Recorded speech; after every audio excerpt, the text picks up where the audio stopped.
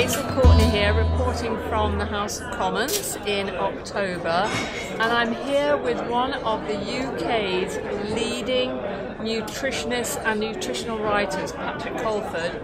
He's like my hero when it comes to nutrition, and Patrick is a very prolific writer. He's written 38 health books and he lectures and sells worldwide, and Patrick's going to talk to us tonight about his plan B, about Alzheimer's, about preventing Alzheimer's. So Patrick, over to you. Well, indeed. I mean, if there was a cure for Alzheimer's, in other words, if there was a drug that stops your brain shrinking and stops the memory loss, we would all know about it. Right. Well, actually there is. Go on. And it's B vitamins. Right. B6, B12, folic acid. Right. And we don't know about it. And the reason we don't know about it is it's not patented. There's not a whole lot of money to be made. And in fact, things could get even worse, in the sense that if legislation goes through in the EU that stops us being able to take supplements, Right. we literally will be denied the ability to prevent Alzheimer's. Just to explain here, what happened was, in a study, they took people with the early stages, measured their homocysteine level. Yes, we can talk about homocysteine level later. Half of people have a level above 10. In those with a level above 10, those in the B vitamin group, compared to the placebo group, had 9 times less brain shrinkage over 2 years and a cessation of memory loss. This is the only treatment so far that has actually been shown to stop the disease process. Right, so now let us just quickly talk about homocysteine, by the way. It's a toxic byproduct, I think I'm right in saying this, when you metabolize proteins within the body. And a lot of people have heard of cholesterol, but very, very few people have heard about their homocysteine levels. But this is as important as your cholesterol level. It's absolutely vital. And to control your homocysteine levels, you need the B vitamins that Patrick's talking about, which is B6, B12, and folic acid. So, Patrick, if people can get a simple blood test to test their homocysteine levels, then you can find out whether you need it. And the point is, a lot of people later in life start to absorb B12 very badly. yes. And then you actually have to supplement a lot more than the basic RDA. And we're launching Plan B Right. for Alzheimer's prevention. Our website is foodforthebrain.org. There's a free cognitive function test that you can do. It's very reliable to find out whether you may need Are in early stages of Alzheimer's. And we have tremendous information on the things you can do to prevent yourself ever getting Alzheimer's. All right, so if you could just look at the camera and tell people your website again, where they can get this information sheet. The website is foodforthebrain.org.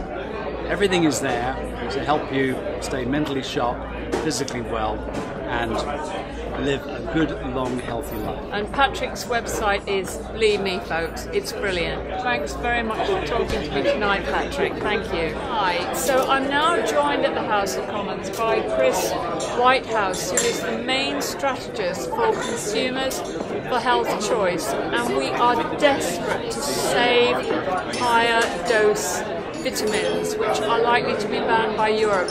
So Chris, tell us, if you come around here, and if you could just quickly tell us which supplements are now in danger of going off British shelves. The European Union is threatening to ban all higher potency vitamin and mineral oils. This could include things like 1,000 milligrams of vitamin C a day. And the reason they're doing it is because such products aren't available in France and Germany, and so they maintain an argument that they shouldn't be available in the United Kingdom. But we know that here in the United Kingdom, patients, consumers are not entering our hospitals suffering from vitamin poison. On the contrary, most of the patients in our hospitals are suffering from nutritional deficiency. That's why we need to campaign for consumers in the UK to continue to be allowed to access safe, popular and effective vitamin and mineral supplements of their choice. Right, and I want to make it clear to everybody that I take about 5 grams of vitamin C a day. Now, even the gorillas in the zoo are given 2 grams of vitamin C a day, and I think I'm right in saying that the recommended daily allowance, the RDA, is only 60 milligrams. But that amount was set not long after the Second World War, only to stop soldiers suffering from deficiency. So the problem is that you need vitamin C for more than 40 functions in the body. So if our right to take nutritional supplements is denied, I beg you all to please help us campaign on this one. So where do people log on to find out what's going on? They can go to www.consumersforhealthchoice.com. There you'll find a number of tools and leaflets and draft letters that you can use to write to your local Member of Parliament here in Westminster, and which you can also use to write to your Member of the European Parliament, because we've got European parliamentary elections coming up in May 2014, so now's the time to bother and badger the candidates who are standing for election to Europe. The following year, May 2015, we've got a general election here in the UK. So here at Consumers for Health Choice, we're lobbying today in the Houses of Parliament to remind MPs that there are thousands, no, there are millions of consumers in the UK who care about this issue and will be watching them in the run-up to the general election. They should pledge now to support the CHC campaign.